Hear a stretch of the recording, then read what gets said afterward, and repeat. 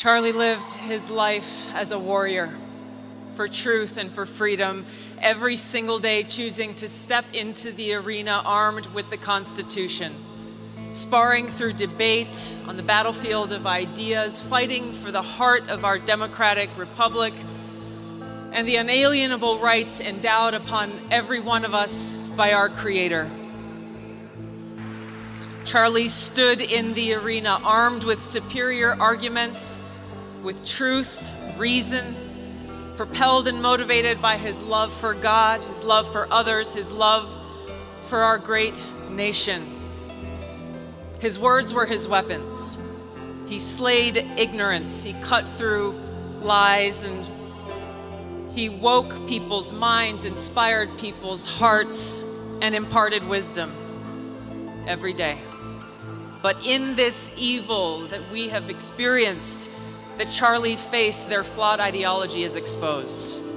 Because by trying to silence Charlie, his voice is now louder than ever.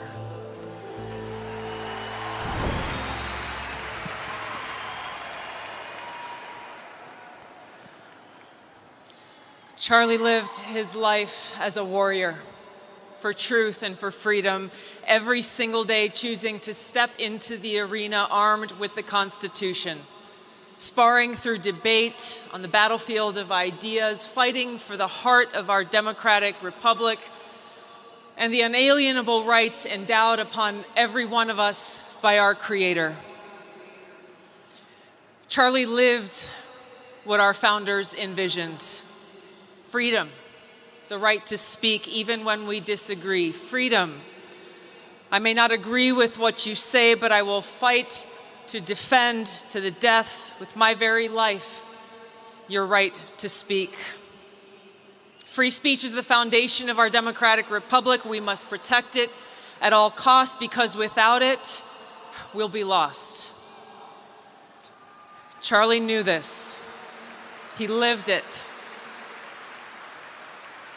Charlie stood in the arena armed with superior arguments, with truth, reason, propelled and motivated by his love for God, his love for others, his love for our great nation. His words were his weapons. He slayed ignorance, he cut through lies, and he woke people's minds, inspired people's hearts, and imparted wisdom every day.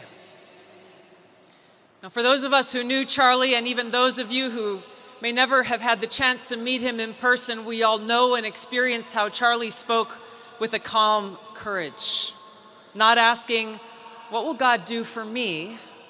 but instead praying, "God, use me for your will." He showed respect and compassion for everyone, even those who opposed him, and I think especially for those who opposed him, he invited them to his table or on his show saying, "Let's talk."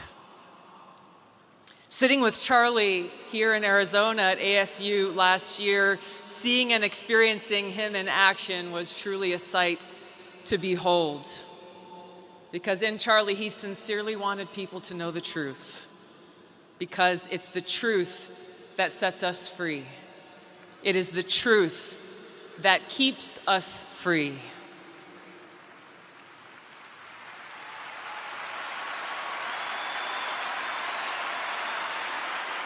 Now, Charlie, he chose our schools as his arena because he knows that they are meant to teach, to train our young people to think critically, to debate ideas, to test their strength through a clash of reason.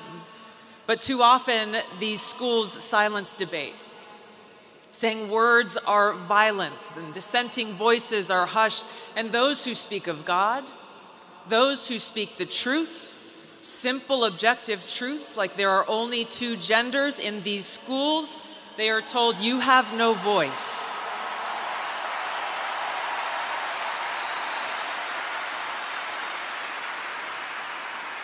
Charlie chose this arena to take these people head on, to challenge these institutions, these students and faculty, encouraging them to come, to speak honestly, bring your ideas, debate loudly, and think critically. And Charlie did this so well. He was winning, so much so that the forces of darkness, hate, and evil were threatened by him and tried to silence him. History shows this dark pattern that when ideas cannot withstand scrutiny, whether it's the ideology of so-called religious fanatics or political fanatics, their defenders, terrified that their weak ideas will be exposed for what they are, turn to intimidation, censorship, and violence. They kill and terrorize their opponents, hoping to silence them. But in this evil that we have experienced, that Charlie faced, their flawed ideology is exposed. Because by trying to silence Charlie, his voice is now louder than ever. His message is more powerful and impactful than ever. The truths that he spoke have spread hundredfold. As Charlie was fearless. But where did his fearlessness come from?